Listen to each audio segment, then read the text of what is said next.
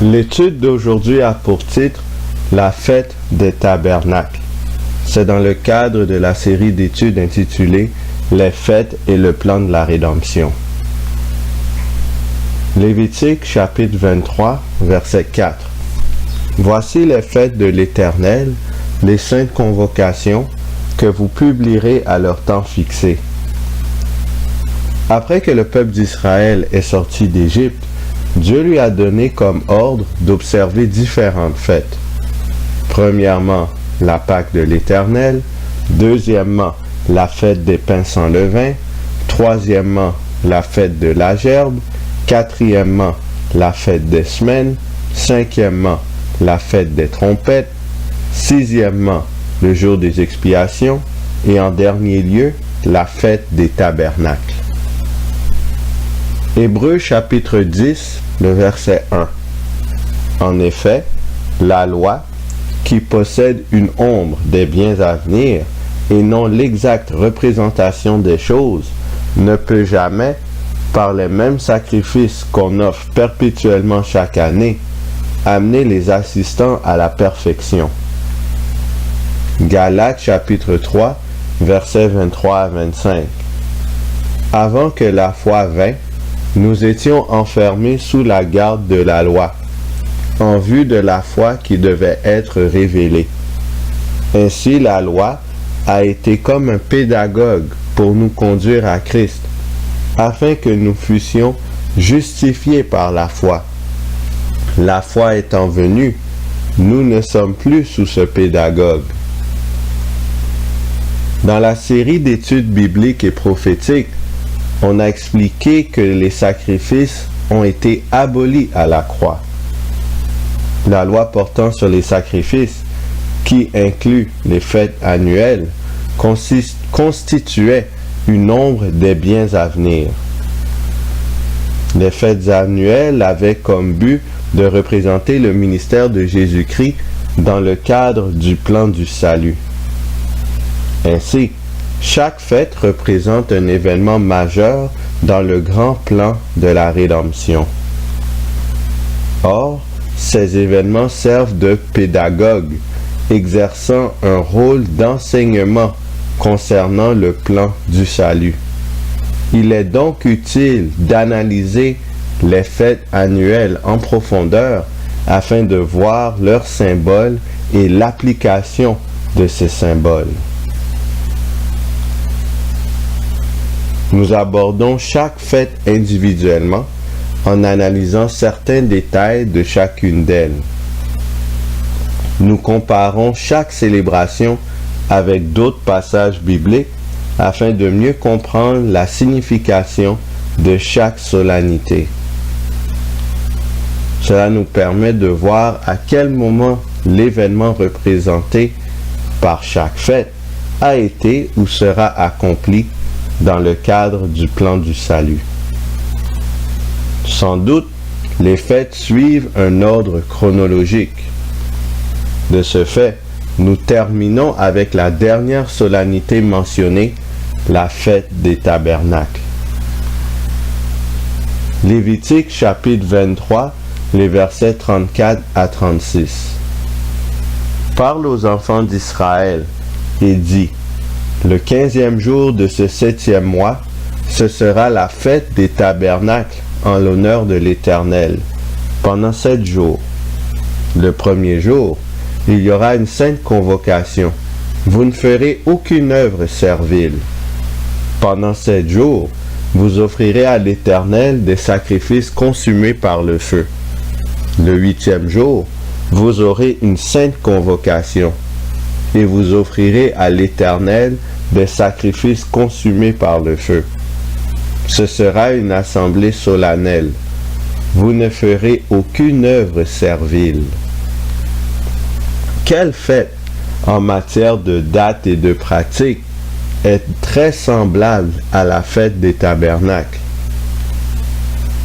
Lévitique chapitre 23, les versets 6 à 8. Et le 15e jour de ce mois, ce sera la fête des pains sans levain, en l'honneur de l'Éternel. Vous mangerez pendant 7 jours des pains sans levain. Le premier jour, vous aurez une sainte convocation. Vous ne ferez aucune œuvre servile. Vous offrirez à l'Éternel, pendant 7 jours, des sacrifices consumés par le feu. Le 7e jour, il y aura une sainte convocation. Vous ne ferez aucune œuvre servile. Comme la fête des pains sans levain, la fête des tabernacles débute le 15e jour du mois et a une durée de 7 jours. Le premier et le dernier jour des 2 fêtes sont aussi des sabbats où il y a une sainte convocation. Aussi, pour les 2 fêtes, les Israélites devaient offrir un sacrifice consumé par le feu chaque jour. De plus, l'écart entre le début de la fête des pains sans levain et le début de la fête des tabernacles est 180 jours, soit 6 mois jour pour jour. Vu qu'une année, selon le calcul biblique, est de 360 jours, cela indique que les 2 solennités sont équidistantes en matière de date. En effet, il y a 180 jours entre le début de la première fête des pains sans levain et le début de la première fête des tabernacles. Et il y a 180 jours entre le début de la première fête des tabernacles et le début de la seconde fête des pains sans levain, et ainsi de suite. À première vue, tout ceci donne l'impression que ces 2 festivités devraient être comparées d'une certaine façon. Lévitique 23, versets 39 à 41. Le 15e jour du 7e mois, quand vous récolterez les produits du pays, vous célébrez donc une fête à l'Éternel pendant 7 jours. Le premier jour sera un jour de repos, et le 8e sera un jour de repos. Vous prendrez, le premier jour, du fruit des beaux arbres, des branches de palmier, des rameaux d'arbres touffus et des saules de rivière, et vous vous réjouirez devant l'Éternel votre Dieu pendant 7 jours. Vous célébrerez chaque année cette fête à l'Éternel pendant 7 jours. C'est une loi perpétuelle pour vos descendants. Dans le cas de la fête des tabernacles, au lieu de manger des pains sans levain, les Israélites devaient prendre du fruit des beaux arbres, des branches de palmier, des rameaux d'arbres touffus et des arbrisseaux de rivière. De plus, la fête des tabernacles est la seule fête annuelle dans laquelle Dieu ordonne explicitement au peuple d'Israël de se réjouir. Ainsi, la fête des tabernacles a un environnement d'abondance et de joie. En contraste, la fête des pains sans levain donne une image de privation. Pourquoi Dieu a-t-il exigé que les Israélites pratiquent la fête des tabernacles? Lévitique 23, versets 42 et 43.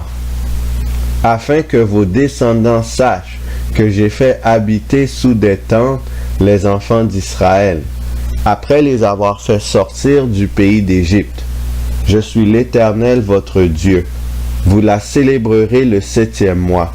Vous demeurerez pendant 7 jours sous des tentes.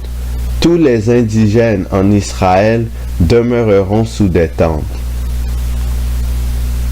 La raison principale de la fête des tabernacles est que les Hébreux, de génération en génération, gardent en mémoire la délivrance d'Égypte par intervention divine. L'objectif de la fête est donc essentiellement la même que celle de la fête des pains sans levain, qui sert aussi à commémorer la délivrance d'Égypte.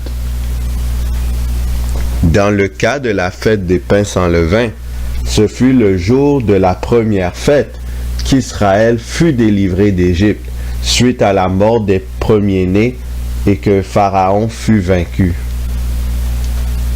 Nous avions vu que la fête des pains sans levain symbolisait la mort de Jésus, notamment quand il fut dans la tombe. C'est par sa mort que le peuple de Dieu est délivré du péché et du diable.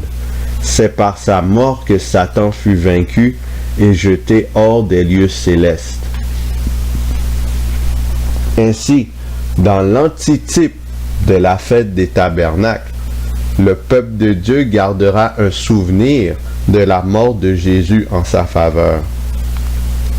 Il se souviendra toujours que c'est grâce à la mort du Christ qu'il peut maintenant être dans l'abondance et se réjouir. Comment les rachetés pourront-ils constamment se rappeler que c'est grâce à la mort de Jésus-Christ qu'ils peuvent maintenant être dans l'abondance?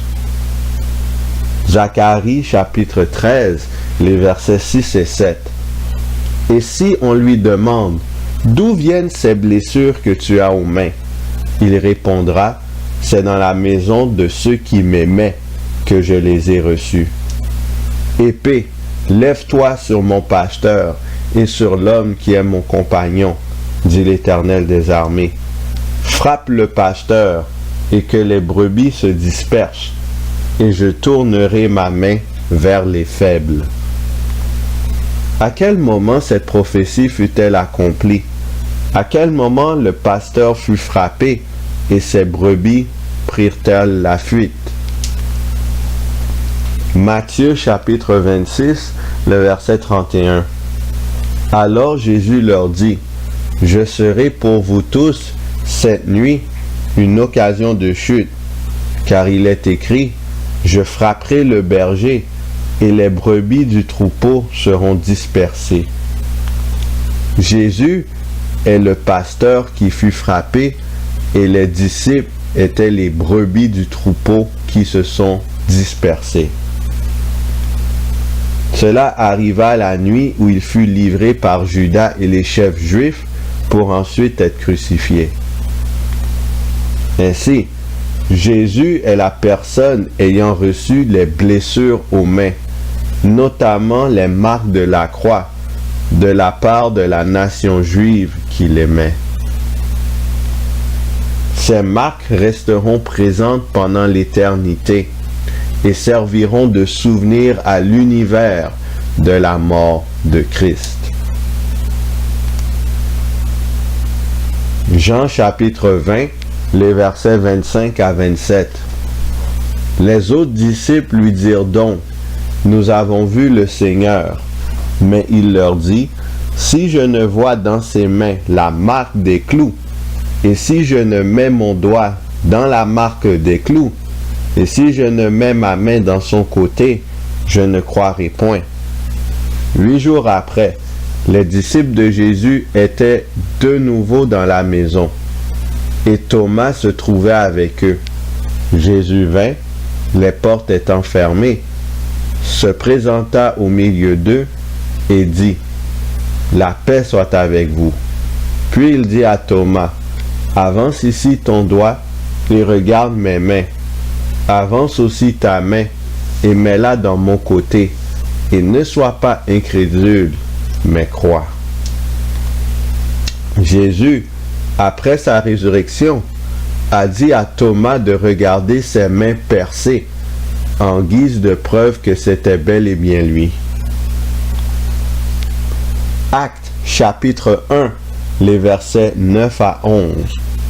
Après avoir dit cela, il fut élevé pendant qu'ils le regardaient, et une nuée se déroba à leurs yeux. Et comme ils avaient les regards fixés vers le ciel pendant qu'ils s'en allaient, voici, 2 hommes vêtus de blanc leur apparurent et dirent, « Hommes galiléens, pourquoi vous arrêtez-vous à regarder au ciel? Ce Jésus, qui a été enlevé au ciel du milieu de vous, viendra de la même manière que vous l'avez vu allant au ciel. » De la même manière que les disciples ont vu Jésus monter au ciel, Christ viendra chercher les élus. Or, on a vu précédemment que Jésus avait toujours les mains percées après sa résurrection. Ceci confirme qu'il portera encore les marques de la croix lors de son retour. Il les aura pendant l'éternité. Dans le cadre du plan de la rédemption, que représente la fête des tabernacles? On se rappelle que la fête des tabernacles est la dernière fête annuelle. De ce fait, elle doit symboliser la dernière étape du plan du salut. En effet, on a vu que Jésus, le souverain sacrificateur, sera revenu sur terre pour transférer tous les péchés des saints sur Satan, le bouc émissaire. Ensuite, Satan sera emmené dans un désert, qui signifie qu'il sera dans une terre sans habitants pendant 1000 ans. Qu'arrivera-t-il suite à ces événements? Apocalypse 21, les versets 1 à 5. Puis je vis un nouveau ciel et une nouvelle terre, car le premier ciel et la première terre avaient disparu, et la mer n'était plus. Et je vis descendre du ciel, d'auprès de Dieu, la ville sainte, la nouvelle Jérusalem, préparée comme une épouse qui s'est parée pour son époux. Et j'entendis du trône une forte voix qui disait: Voici le tabernacle de Dieu avec les hommes. Il habitera avec eux, et ils seront son peuple, et Dieu lui-même sera avec eux. Il essuiera toute larme de leurs yeux, et la mort ne sera plus, et il n'y aura plus ni deuil, ni cri, ni douleur, car les premières choses ont disparu. L'antitype de la fête des tabernacles est la vie dans la nouvelle Jérusalem, où Dieu habitera avec son peuple. Après 1000 ans passés dans le ciel avec Jésus-Christ, les justes seront dans la nouvelle Jérusalem qui descendra du ciel. Il y aura aussi de tout nouveaux cieux et une toute nouvelle terre. Les rachetés seront toujours dans la joie, car il n'y aura plus de mort, ni de deuil, ni de cris, ni de douleur. Les premières choses que l'humanité auront vécues sur la terre cesseront d'exister, et les justes n'en auront plus de souvenir. Cela étant dit, les justes auront toujours à l'esprit, en voyant les mains percées de Jésus, que c'est uniquement grâce à lui qu'ils peuvent vivre dans la nouvelle Jérusalem. Apocalypse chapitre 22, les versets 1 et 2. Et il me montra un fleuve d'eau de la vie, limpide comme du cristal, qui sortait du trône de Dieu et de l'agneau. Au milieu de la place de la ville et sur les deux bords du fleuve, il y avait un arbre de vie, produisant 12 fois des fruits, rendant son fruit chaque mois, et dont les feuilles servaient à la guérison des nations. Comme lors de la fête du tabernacle, le peuple de Dieu mangera des fruits. Il y aura l'abondance. Les fruits proviendront de l'arbre de vie. Si la douleur n'existe plus, pourquoi le passage mentionne que les feuilles de l'arbre de vie servent à la guérison des nations? Le mot guérison provient du terme grec thérapeia, qui veut dire spécialement service médical, remède, guérison. Selon le dictionnaire Larousse, le mot remède signifie tout ce qui peut servir à prévenir ou à combattre une maladie. Donc, le passage d'Apocalypse dit ceci: il y avait un arbre de vie produisant 12 fois des fruits, rendant son fruit chaque mois, et dont les feuilles servaient à la prévention de maladies des nations. En effet, avant le péché, il était important pour l'être humain de manger de l'arbre de vie afin de maintenir une santé optimale. Il en sera de même dans la Nouvelle Jérusalem. 2 Corinthiens chapitre 5 et le verset 17. Si quelqu'un est en Christ, il est une nouvelle créature. Les choses anciennes sont passées, voici, toutes choses sont devenues nouvelles. Galates chapitre 6 et le verset 15. Car ce n'est rien que d'être circoncis ou incirconcis. Ce qui est quelque chose, c'est d'être une nouvelle créature. Pour entrer dans la Nouvelle Jérusalem, qui se situera dans la nouvelle terre, nous devons être une nouvelle créature. Nous devons vivre une nouvelle naissance en mettant à mort la chair et renaissant par l'Esprit de Dieu. Cela est seulement possible en nous souvenant constamment de la croix. Voici un bilan des 7 fêtes annuelles. Tout d'abord, la Pâque. La date est le 14e jour du premier mois. L'antitype de cette fête est la croix du Calvaire. Et la date de la croix fut l'an 31. Et c'est tombé le même jour que la Pâque. Ensuite, la fête des pains sans levain a eu lieu le 15e jour du premier mois. Elle symbolise Jésus dans la tombe. Et Jésus fut dans la tombe dans l'an 31, le même jour que la fête des pains sans levain.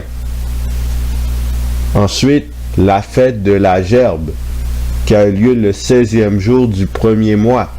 Elle symbolise la résurrection de Jésus, qui a lieu le même jour que la fête de la gerbe, à savoir le lendemain du sabbat. Ensuite, on arrive à la fête des semaines, qui a eu lieu le 5e jour du 3e mois. Ce fut symbolisé, ou cela représente plutôt l'effusion du Saint-Esprit, qui a eu lieu aussi en l'an 31, le même jour que la Pentecôte. Ensuite, on aboutit à la fête des trompettes, le premier jour du 7e mois. Il représente le mouvement adventiste qui a eu lieu au début du 19e siècle. Ensuite, il y a le jour des expiations qui a eu lieu le 10e jour du 7e mois. C'est l'expiation du sanctuaire céleste quand Jésus est passé du lieu saint au lieu très saint. Ça a eu lieu en 1844 et ça continue jusqu'au retour de Jésus. Et finalement, il y a la fête des tabernacles, qui est le 15e jour du 5e mois. Cela représente la vie dans la nouvelle terre, dans la nouvelle Jérusalem.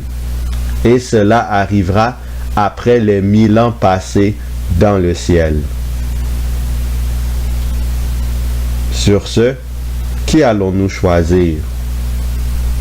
Est-ce qu'on choisit l'agneau de Dieu pour devenir une nouvelle créature, ou est-ce qu'on choisit le serpent et on laisse le vieil homme agir en nous et être vivant en nous?